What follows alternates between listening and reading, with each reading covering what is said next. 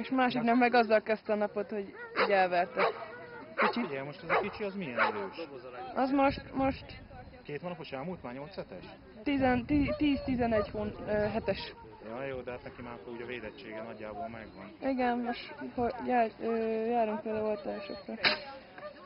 Azt hiszem már 2-3-at meg is kapott.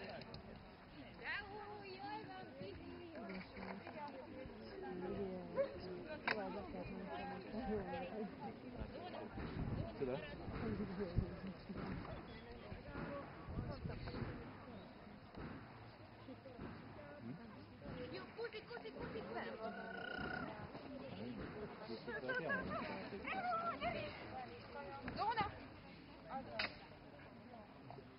Bravo, jól van. Jól van. De levitte az jó van, béna gyerek. Meg most már azért higgadtabb, mert nem az az első, hogy elrohanjon a világba. Jössz utána?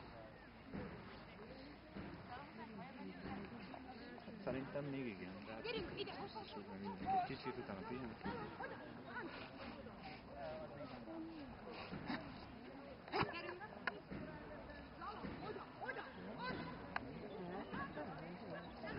Mutatok ennyit.